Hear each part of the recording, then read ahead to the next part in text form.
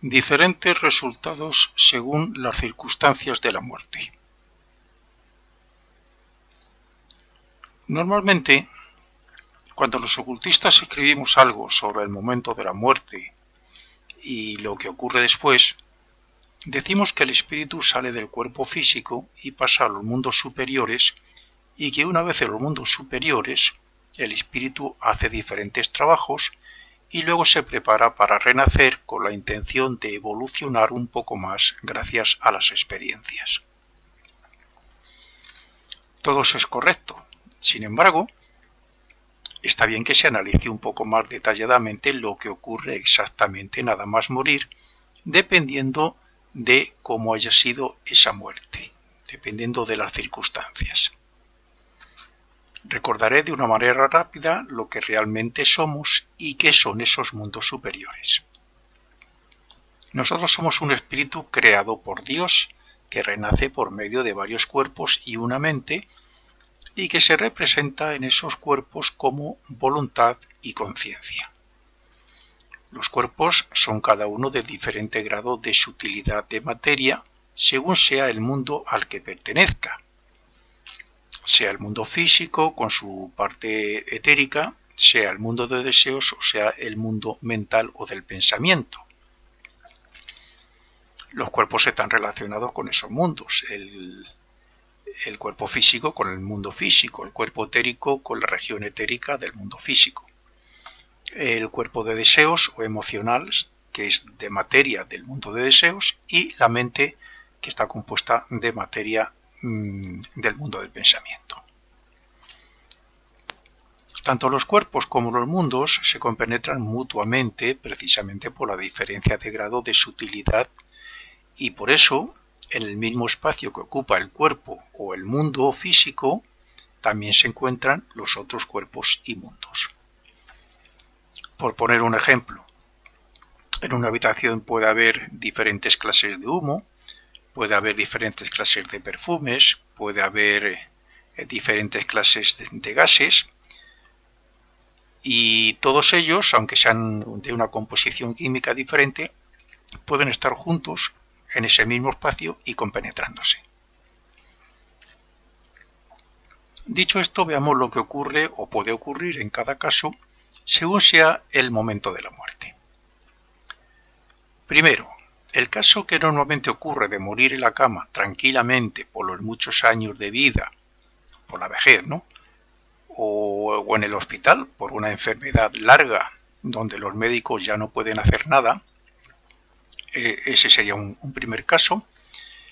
Y en estos casos así, pues como en otros similares, lo que ocurre es que la persona está consciente de lo que le rodea gracias a la conciencia que tenemos aquí todos, llamada de vigilia. Pero cuando se produce la muerte porque el cordón plateado se desconecta del corazón, la persona abandona ese estado de conciencia de vigilia, digamos que deja de percibir el mundo físico porque el espíritu ya no tiene conexión con los sentidos ni con el cerebro.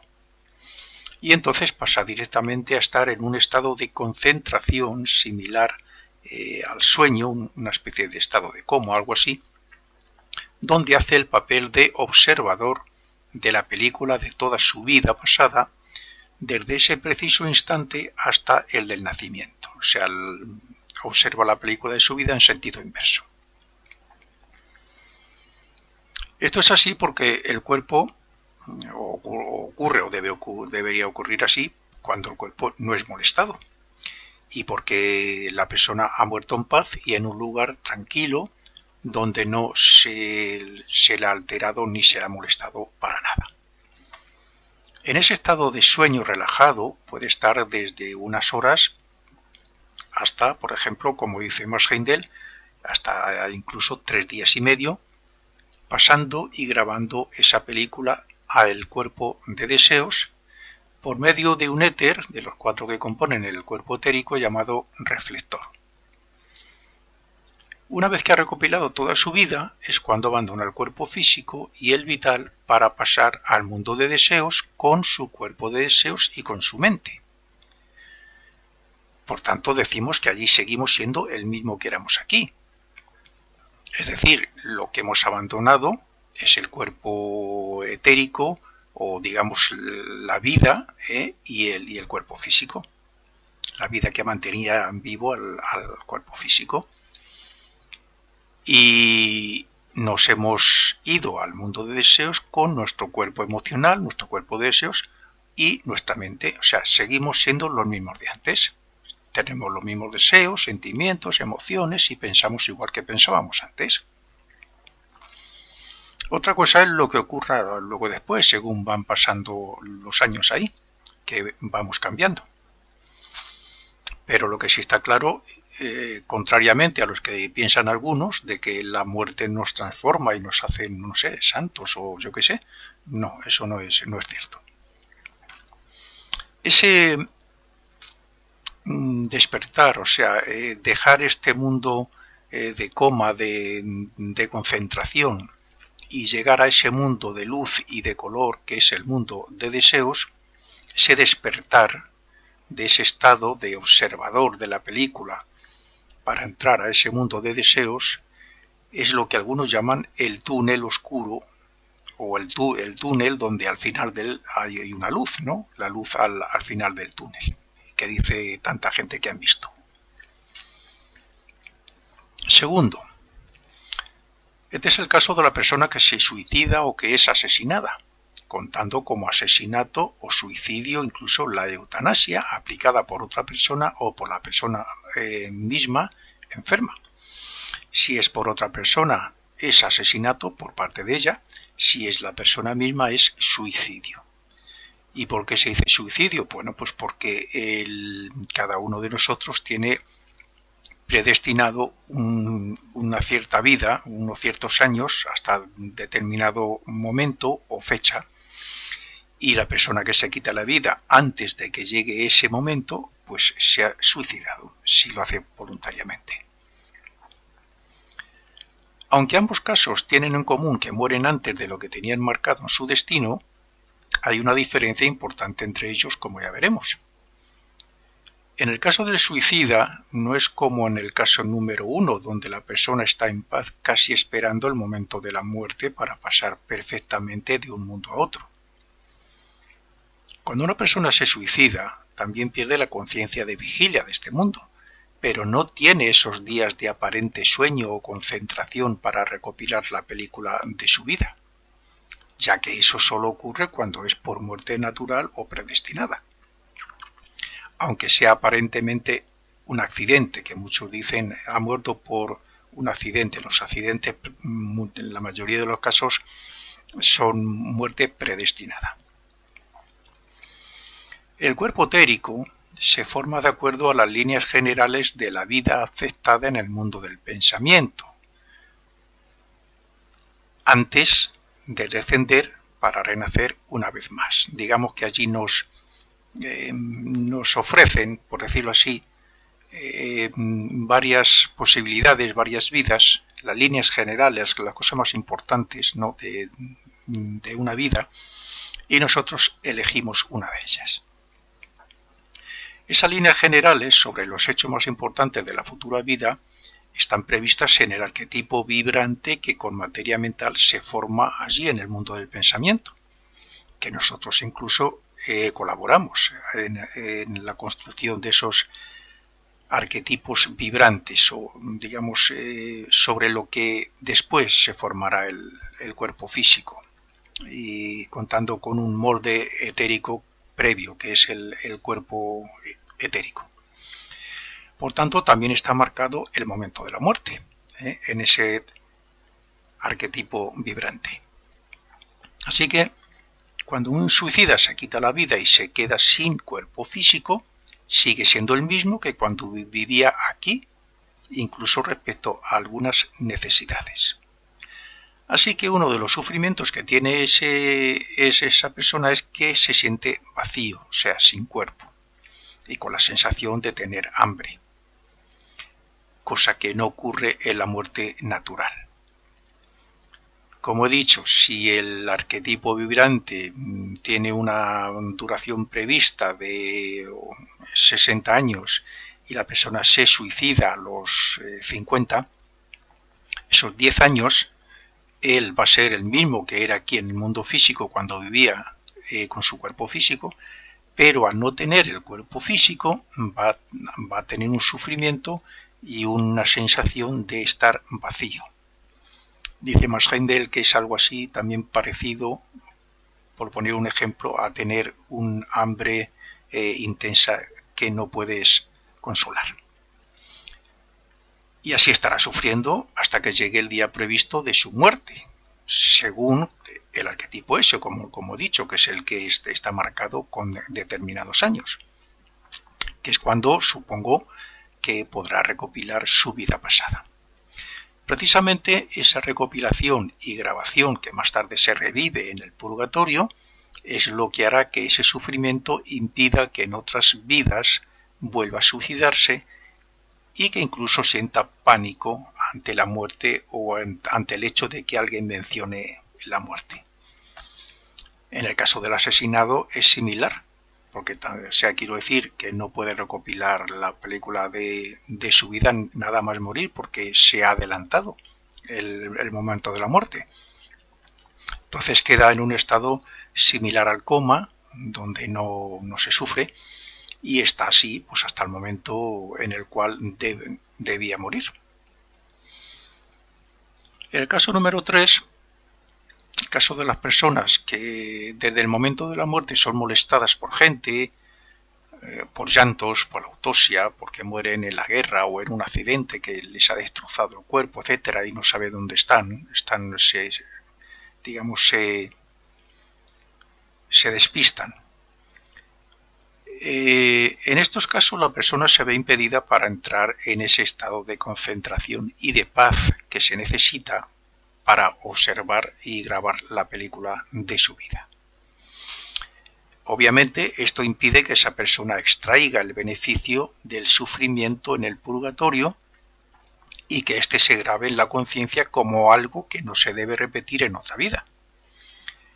Ni tampoco se puede extraer el beneficio de la felicidad que se revive en el cielo como efecto de las buenas obras, que también se suele grabar en la conciencia como impulso para hacer el bien en futuras vidas.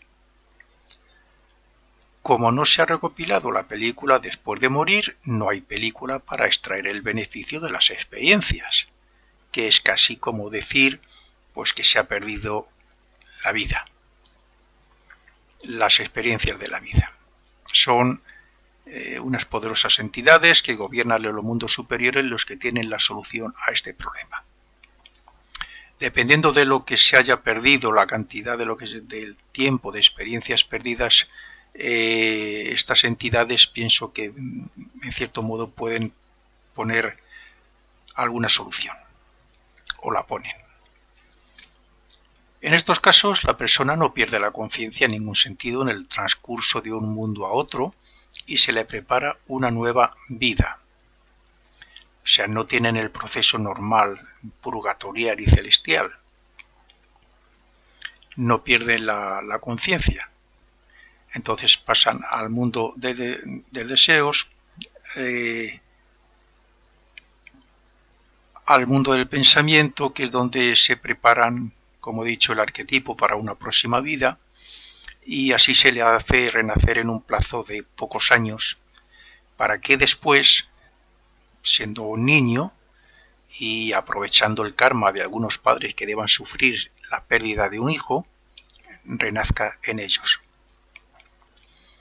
Repito, que muere como niño, se hace así intencionadamente, y en una familia, en unos padres que tengan deudas, karmas negativos de otras vidas, a través de las cuales tienen que aprender a valorar, a querer o amar o a desear hijos, porque en otras vidas hicieron algo totalmente contrario.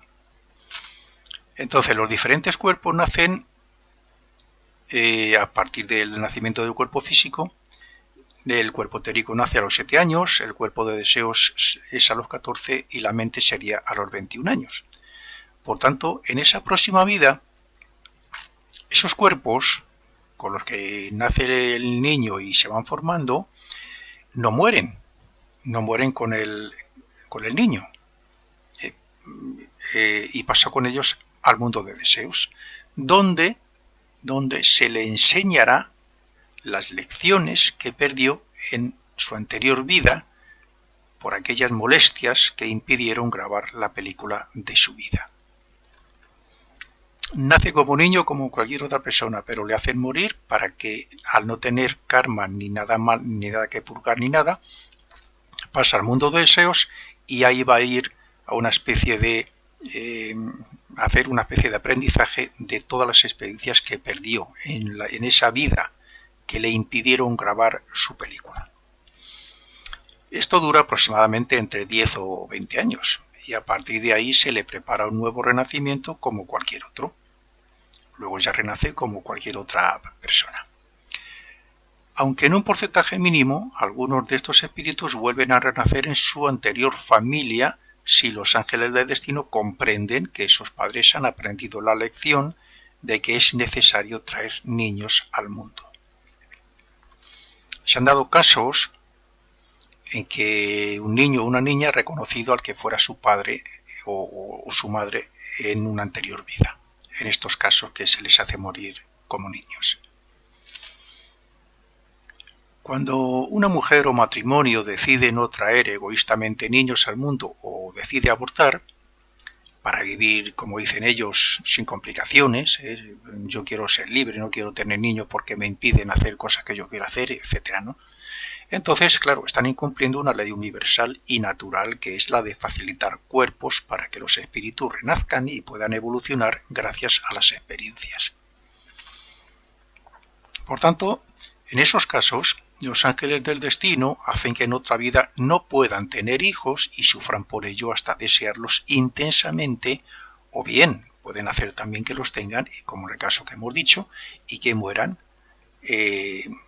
para a su vez pagar un karma, tanto el espíritu que debe morir como niño, como ellos por haber hecho abortos y cosas así.